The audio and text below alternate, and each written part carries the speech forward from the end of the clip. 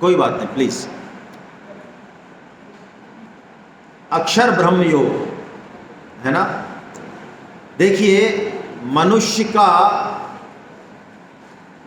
पूरा जीवन कैसे निकला है वो वास्तव में भक्ति के कितने स्तरों पे है, यदि इसकी एक कसौटी हमें देखनी हो तो वो सबसे बढ़िया कसौटी है कि उसकी मृत्यु के समय स्थिति कैसी है। मृत्यु के समय आदमी का जो भाव है, जो स्थिति है, उससे पता चलता है कि पूरा जीवन इसने क्या किया, क्या लेवल है इसका। तोता जिंदगी भर राम राम रटेगा, लेकिन जब बिल्ली उसका गला पकड़ती है तो फिर उसको टैं टैं ही बोलता है, उसको अपने मुंह से, वो राम राम नहीं बोलता। यदि अंत समय में हमें भगवत स्मरण रह जाए तो इससे बड़ी कोई सिद्धि, कोई काम जीवन में हमारे लिए है ही नहीं, आप मान लें गीता के आधार पे।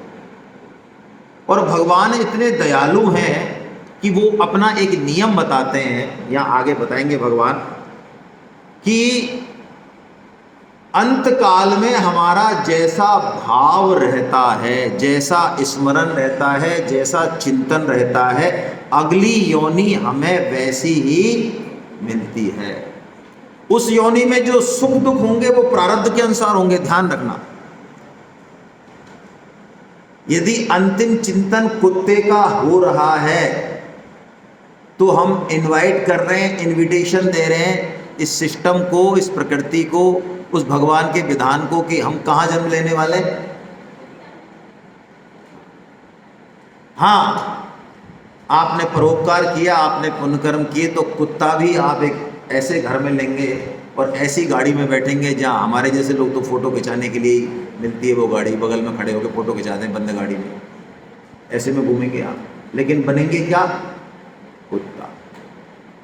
तो अब भगवान इस पूरे रहस्य को बताएंगे। एक तो यहाँ पे अपनी करुणा का, कृपा का मानो बादल फट रहा है। भगवान को शायद हमारा सामर्थ्य पता है क्या? भगवान कह रहे हैं यदि तू अंत काल में भी मेरा स्मरण कर लेगा अर्जुन, तो तू मुझको ही प्राप्त होगा, इसमें संदेह नहीं है। तो देखिए, यदि हम गहराई से देखें, लोग कहते हैं गीता जीवन जीने की कला सिखाती है, हम भी यही कहते हैं क्योंकि यही चीज़ समझ में आती है। लेकिन वास्तव में जीवन जीने की कला वो सीख सकता है जिसको मरने की कला आ जाती है। यदि मरने की कला नहीं आई, वो रोज मरेगा, वो जीवन जीना सीख ही नहीं सकता। वो कोई ताइक्वांडो कर सकता है, कोई उठापटक कर सकता है, कोई शोबाजी कर सकता है, लेकिन जीवन नहीं सकता। मृत्यु का भय जब तक हमारे हृदय में है ना, तब तक हम जी नहीं सकते। वो हम कीड़ों की तरह जी रहे हैं, वो चाहे हम किसी योनि में हो। भगवत गीता हमें उस भय से निकाल के हमें मरने की तैयारी करना सिखाती है। और जिसने इस मरने की तैयारी कर ली, आप पक्की बात मानिए, वास्तव में जी वही रहा है, जीवन वही जी रहा है। आप क्या कर रहे हैं संसार में, वो बहुत बढ़िया बात है, उस पर डिस्कस हो सकता है। आपकी क्या जिम्मेदारी है, आप कितने बड़े अधिकारी हैं, फलाना है ठिकाना, वो बहुत बढ़िया है, वो एक पार्ट रखिए आप। लेकिन मरने की तैयारी चल रही है कि नहीं चल रही है, और ये बात जब मौत आएगी तो पता लग जाएगा खुद को ही। जो हम कुतर करते रहते हैं ना जिंदगी भर, मौत से पहले हमें सब पता लग जाता है, खुद ही निकल जाता है मुंह से। तो भगवान इन बातों को समझा रहे हैं। इस बात को हम एज इट इज पकड़ें, और यदि एक बात उठानी हो पूरी गीता से तो ये उठाएं। आइए हम श्लोकों का वाचन करते हैं और इसी के आधार पर थोड़ी चर्चा करते हैं।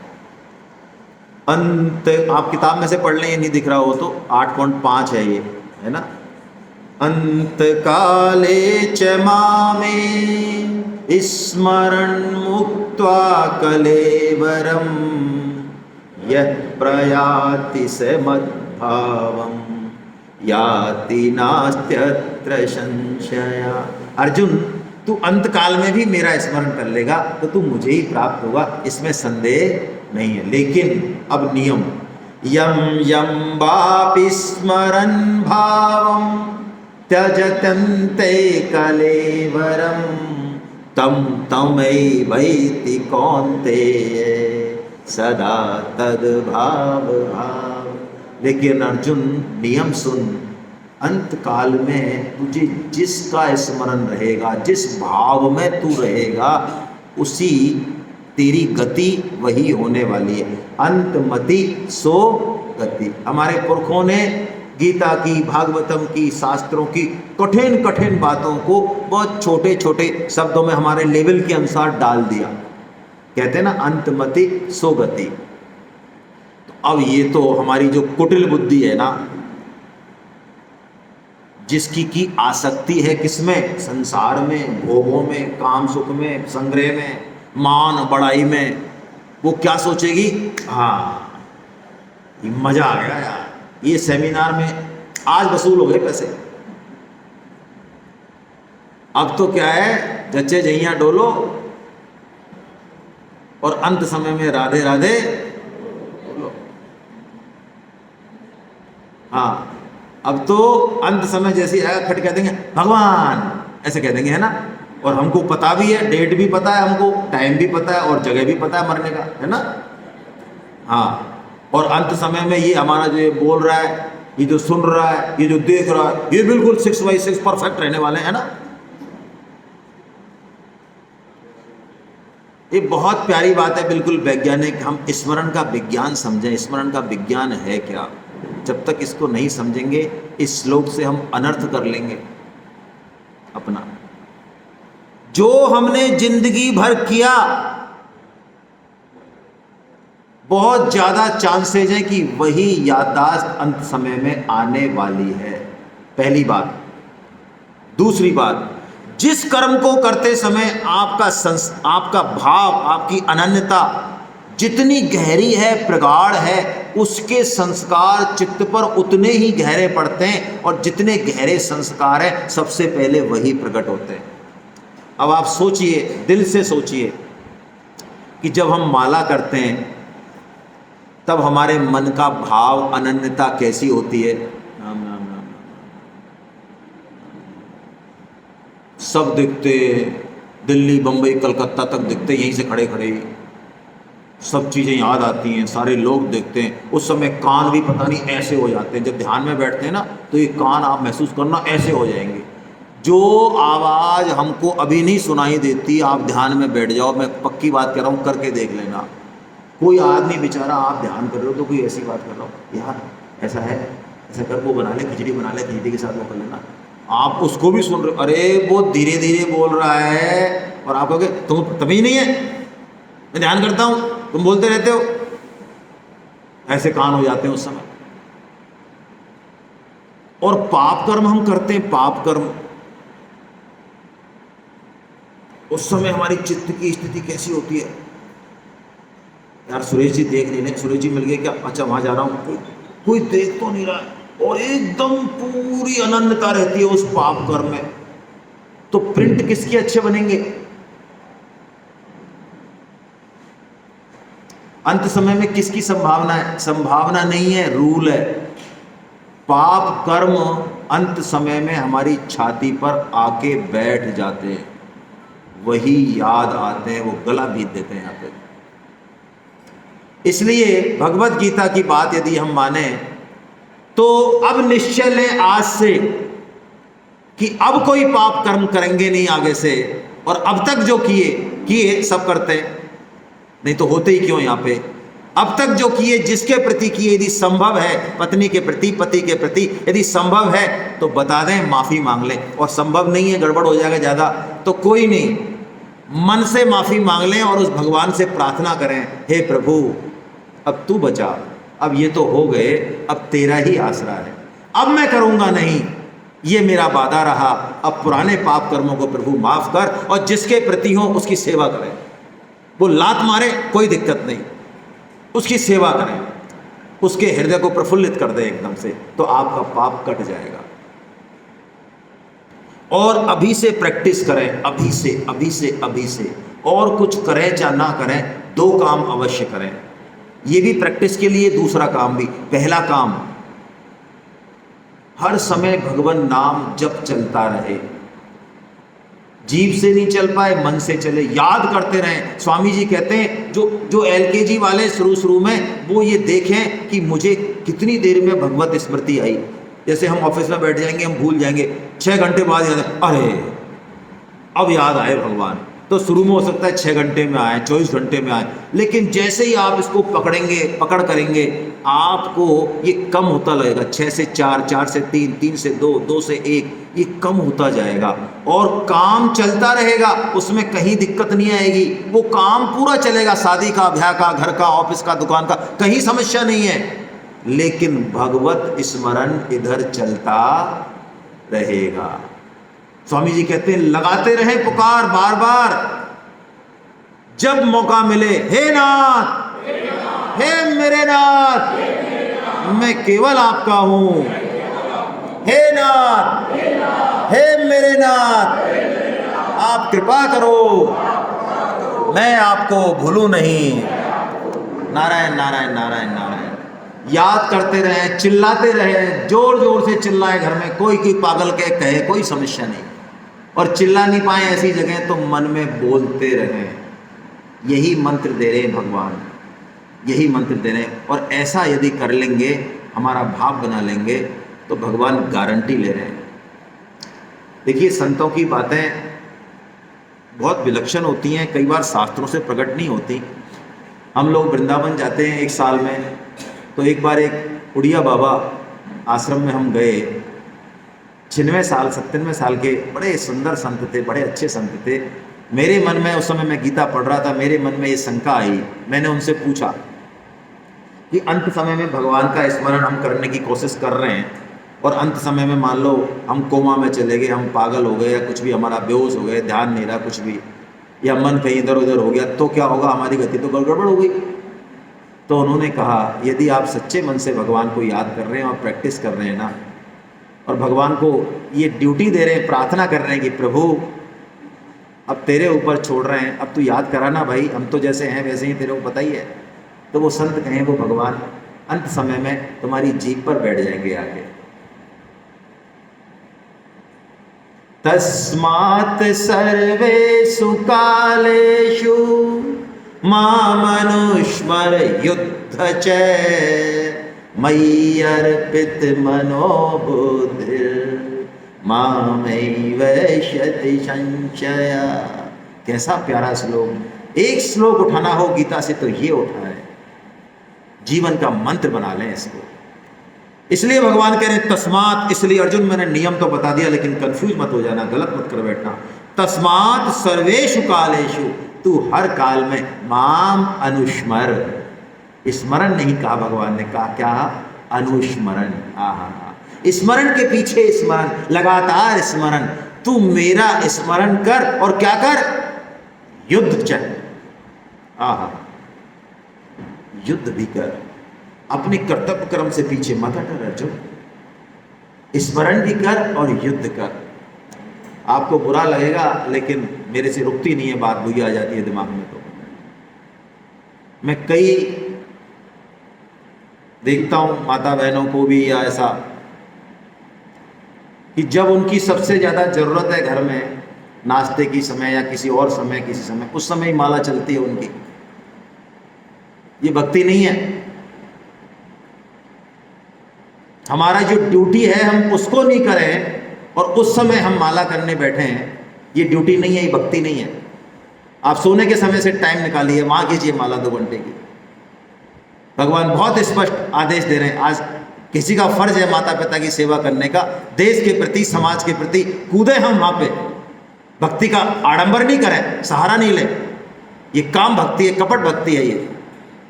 भगवान ने बहुत स्पष्ट आदेश दिया है, माम अनुस्मर, स्मरण करना नहीं, अनुस्मरण करना है। जैसे दांत में दर्द होता है ना, स्वामी जी कहते हैं दांत में दर्द होता है, आप 50 काम कर लें, लेकिन क्या भूलते हैं कि दांत में मेरे दर्द है? भूलते नहीं? भूलते। माम अनुस्मर युद्ध च, युद्ध भी कर, अपना कर्तव्य कर्म उससे पीछे मत हटना। और भगवान कहते हैं अर्जुन, तू यदि ऐसा कर लेगा, मन और बुद्धि को तू मुझ में समर्पित कर लेगा, तो तू मुझको ही प्राप्त होगा, इसमें संशय नहीं। कैसी प्यारी बात, कैसी बात भगवान बात बता रहे हैं। और भगवान कह रहे हैं यदि तेरा मन ऐसा हो गया ना जैसा मैं बता रहा हूं, तो अब तो कहते हैं इतना कठिन है भगवत प्राप्ति करना, भगवान को प्राप्त करना। भगवान गीता में सिर्फ यही एक श्लोक में अपनी प्राप्ति को सुलभ बताते हैं, कहीं नहीं बताया 700 श्लोकों में। तस् अनन्य चेता सततम यो माम स्मरति नित्यसा तस्याहं सुलभ पार्थ नित्ययुक्तस्य योग। ऐसा यदि तू अनुस्मरण करने लग जाए, अनन्य चेता हो जाए ना मेरे में, फिर तू कहीं डोल, तू कुछ भी कर, छोटे से छोटा काम कर, बिजनेस कर, बड़े से बड़ा बिजनेस कर, नौकरी, कुछ भी कर, तू जचे जहिया डोलो और राधे राधे बोलो, फिर टेंशन नहीं। भगवान कहते हैं मेरी प्राप्ति तेरे लिए सुलभ है, सुलभ है। लेकिन अर्जुन तू इस बात को नहीं सुन के और संसार में मन लगाएगा, बुद्धि लगाएगा, संसार का स्मरण करेगा, मेरा बेटा, मेरा धन, मेरा घर, मेरी पत्नी है, ये माया है ना, माया हम इसको कहते हैं, ये माया हमको बड़ी परेशान करती है। हम कहते हैं भगवान तेरी माया बड़ी परेशान करती है, हम तो आना चाहते तेरी तरफ, तो माया नहीं आने देती भगवान। तो ये माया किसकी है? भगवान ने क्या कहा? मम माया। 7.14 में क्या कहा? मम माया। ये पत्नी, ये बेटे, ये घर, ये धन, ये किसका है? किसका है? अरे भगवान का है भाई। घोषणा तो कर रहे हैं मम माया। हम कितनी बाजीगिरी करते हैं, कितने झूठे हैं हम। भगवान तेरी माया परेशान कर रही है। और मान किसकी रखी है? तेरी कर रही है महाराज, और मान रखी है खुद की। अरे जब मेरी है तो मेरे को समर्पण करना, तेरे को परेशान कैसे करेगी फिर वो? तू भी मेरा, माया भी मेरी। भगवान कहते तू मुझे याद नहीं करेगा ना अर्जुन, तो माम उपेत्ते पुनर्जन्म, तू फिर इस दुखालय में, इस संसार में तू दुख पे दुख पाता रहेगा, और तू मेरी तरफ नहीं आके तू पुनर्जन्म के चक्र में घूमता रहेगा। और भगवान कहते हैं मेरे को प्राप्त करने का सिर्फ यही तरीका है जो मैंने अभी बताया। पुरुषे से परे पार्थ है भक्त्या लभ्यास्तु अनन्या। वो जो परम पुरुष है, जो मैं हूं, भगवान कह रहे हैं उसको प्राप्त करने का सिर्फ एक ही तरीका है, अनन्य भक्ति, यानी केवल और केवल भगवान का स्मरण, उनका सहारा, उनकी भक्ति। और ये भक्ति कोई मंदिर में जाके ही नहीं होगी, ये भक्ति हम जहां हैं, जो कर रहे हैं, जैसे हैं वहीं से होगी। जो कहेंगे हाँ बस रिटायरमेंट हो जाए, 3-4 साल बच रहे हैं, फिर यही काम है, और पता चलता है कि महाराज वो तो रिटायरमेंट के बाद क्या कर रहे हो? क्या करें महाराज, हमारे बिना फाइनेंस डिपार्टमेंट चल नहीं रहा था, हमारे पास आए वो सब और हमारे पैर पड़े, इसलिए हम कर रहे हैं रिटायरमेंट के बाद। अच्छा, और आप चले जाओगे, क्या पता नहीं भी जाओगे, नहीं जाएंगे तो सही, उसके बाद तो फिर ये एफडी डिपार्टमेंट तो बंद होना ही है, फिर तो ये फाइनेंस डिपार्टमेंट फिर तो बंद होना ही है, क्योंकि आप चले गए प्रभु। यश्यंत स्थानी भूतानि येन सर्वमिदं ततम, हर कण में, हर परिस्थिति में, हर क्रिया से मुझे प्राप्त किया जा सकता है। ये कह रहे हैं मैं सब जगह हूं, तू बस इस टेक्निक से काम ले। और भगवान कहते हैं जो अब भगवान अंत समय में जो गति होती है, 2 रास्ते बता रहे भगवान, कैसे आत्मा जाती है मरने के बाद, कैसे रूट होती है। एक तो शुक्ल मार्ग है, एक कृष्ण मार्ग है। कृष्ण मार्ग अंधेरे का मार्ग है, अज्ञान का मार्ग है, यहाँ जाता है व्यक्ति और लौट के आता है। शुक्ल मार्ग सूरज प्रकाश का मार्ग है, यहाँ व्यक्ति जाता है लेकिन लौट के नहीं आता है। हमको इसी मार्ग की तरफ जाना है। भगवान कहते हैं शुक्ल कृष्ण गति ही यते जगदा शाश्वते मते, एक यात्वनावृतम मन्यावर्तते पुनः। एक से तो तू आएगा, एक से नहीं आएगा। लेकिन अर्जुन तू समझ बात, जहाँ जो बात कही भगवान ने, बहुत इंपॉर्टेंट बात, इसको भी हम गलत तरीके से ले लेते हैं। भक्त जो है ना, वो चिंता नहीं करता किसी भी मार्ग की, किसी भी परिस्थिति की चिंता नहीं करता। आपको पता हो ऐसी एक वो है कि काशी में मरते हैं तो भगवान मिलते हैं, ऐसा कुछ है ना। और मिलते हैं, क्यों मिलते हैं? वो काशी में मरने से नहीं मिलते हैं, वो आप तुलसीदास जी को पढ़ेंगे तो बताएंगे काशी में तुलसीदास जी भगवान जो है उसके कान में राम नाम का मंत्र सुनाते हैं। तो राम नाम का मंत्र यदि कोई हमें यहां सुना दे तो हम कहां जाने वाले हैं? वहीं जाने वाले हैं या काशी में जाते हैं। लेकिन हम मरते आदमी के लिए क्या सुनाते हैं? जो मर रहा है उसके सामने खड़ा करते हैं, पोती को खड़ा करते हैं, अरे सुन रहे हो, देख रहे हो, इसको पहचान रहे हो, ये अमेरिका से आई है। इनको पहचान के तो यहाँ पहुंच गए हम। अब भी लास्ट में इनको ही पहचानते ही रहे, इन्हीं को ही पहचानना है बस। वो भक्तमाल में एक जोरदार वाली कथा है, चलो मैं सुना देता हूँ यार। वो एक सज्जन जा रहे थे, तो हमारे जैसे लोग तो होते तो सज्जन जा रहे थे, जाते जाते गला बंद हो गया उनका। जा रहे थे सेठ जी महाराज, तो सेठ जी महाराज ने ऐसे ऐसा वो चारों बेटे खड़े थे, उन्होंने कहा सोने की ईंट, तो अब मुझे लगता जाते जाते पिताजी को बताना चाहिए। तो डॉक्टर को फोन किया, महाराज क्या है? पिताजी का गला बुलवाना पिताजी को। तो डॉक्टर ने समझ लिया बेटा आगे चक्कर में इंजेक्शन है 10,000 का, विदेश से आता है, और 2 मिनट बोलेंगे बस, गारंटी नहीं मेरी बात। अरे कि 10 क्या तुम 20 लो महाराज, पधारो। डॉक्टर ने इंजेक्शन दिया, इंजेक्शन देखते गला खुल गया एकदम। और पिताजी ने कहा, अरे नालायको, सब यहीं खड़े हो मेरे बिस्तर की चारों ओर अभी। अरे वो बकरी झाड़ू को खा रही है, उस 5 रुपए के झाड़ू को।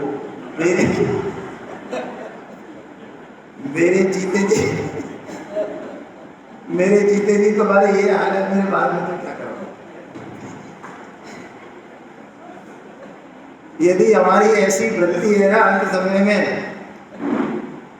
ये भाई हंसने की बात नहीं है, वास्तव में फिर हमारी क्या गति होने वाली है? जो घरों में कुछ जानवर होते हैं ना, छिपकली, चूहे टाइप, अब तो खैर हम लोग स्मार्ट हो गए, चींटी को नहीं घुसने देते, ऐसा प्रूफ कर दिया हमने।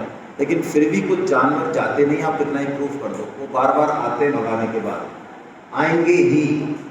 कौन है वो? साष्टांग दंडवत करने लायक है वो, वही है वो।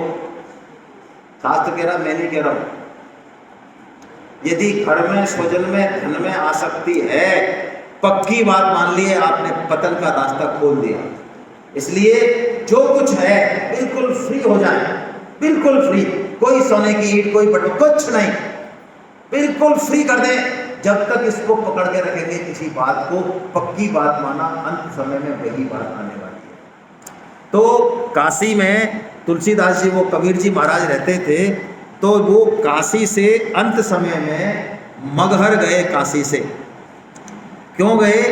इस मिथक को तोड़ने के लिए कि काशी में मरने वालों को स्वर्ग मिलता है। वो इस चीज़ को बताने के लिए गए कि काशी में मरने से नहीं मिलता है भाई, हमारा जो चित्त की भाव है, मन की स्थिति है, भगवान की कृपा है, उससे हमारी गति होती है। तो वो कहते हैं, एक बात बोलते हैं, मुझे याद नहीं आ रही है, कहाँ गई? रामई कौन निहोरा रे, ऐसा बोलते हैं। हाँ, कबीर जी मगहर जाते हैं, जहाँ पे मरने से नरक मिलता है घोर। तो कबीर जी कहते हैं कि यदि जगह पे मरने से ही जो है ना मुक्ति होनी होती, तो ऐसी मुक्ति मुझे नहीं चाहिए। अरे मुक्ति तो होती है भगवान के बल से, भगवान के आश्रय से, भगवान के नाम से। तो वो बोलते हैं जब मगहर में जब अपना शरीर छोड़ते हैं, और शरीर ऐसे नहीं छोड़ते भक्त, आपको पता होगा संतों का, वृंदावन चले जाए, संतों का जो शरीर छोड़ने का वो उत्सव होता है, उसको उत्सव के रूप में मनाते हैं। कबीर जी भी यही कहते हैं। कबीर जी कहते हैं कि मेरे मन में आ रही है, बहुत चटपटाहट लग रही है। क्या लग रही है? कि कब ये शरीर छूटे और कब मैं अपनी प्रेमिका से, अपने प्रेमी से मिलूं। जैसे प्रेमी प्रेमिका में छटपटाहट लगी रहती है ना, टाइम दे दे भाई 10 बजे जवाहर सर्किल मिलना है, तो 7 बजे से गुंडी घूम जाती है 6 बजे, कुछ भी काम कर रहे हो 10 बजे तो वहाँ पहुँचना। ऐसे ही कबीर जी कह रहे हैं कि मुझे अपने प्रेमी से मिलना है।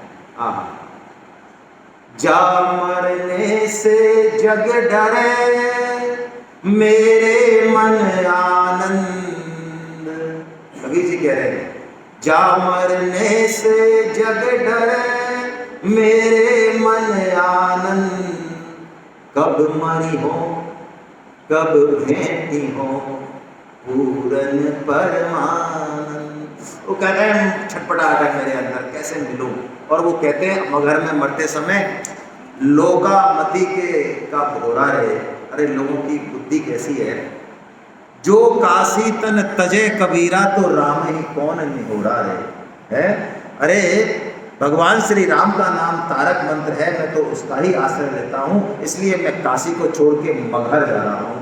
और कबीर जी ने अंत समय में मगहर में ही शरीर छोड़ा। तो ऐसा प्यारा ये अध्याय है। हरे कृष्णा हरे कृष्णा। अब आपके मन में कोई प्रश्न उत्तर हो तो हम कर लें 5-7 मिनट में, नहीं तो हम चाय का टी ब्रेक करेंगे। हैं बाद में क्या, सॉरी बाद में क्या, मुझे नहीं पता भाई।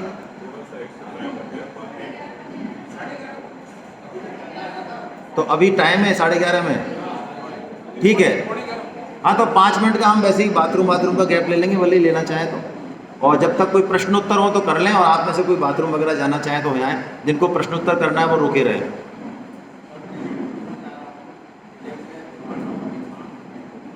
थोड़ी आवाज़ नहीं आ रही है, माइक दे जरा प्लीज।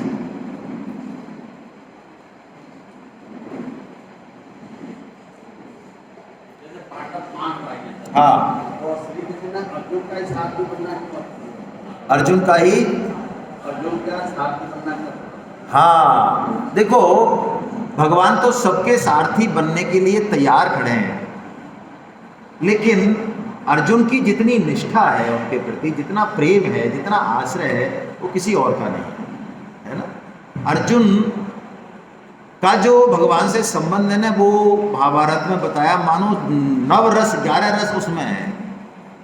माधुर्य भी है, सख्य भी है, दास्य भी है, सब रस हैं उसमें। अर्जुन बहुत अलग है। अर्जुन का मतलब जिसका हृदय बिल्कुल सरल है, भगवान जैसे ही है वो। नर और नारायण की जोड़ी है वो, आज की जोड़ी नहीं है, वो सनातन है। इसलिए भगवान ने उनको निमित्त बनाया इस उपदेश देने के लिए, है ना।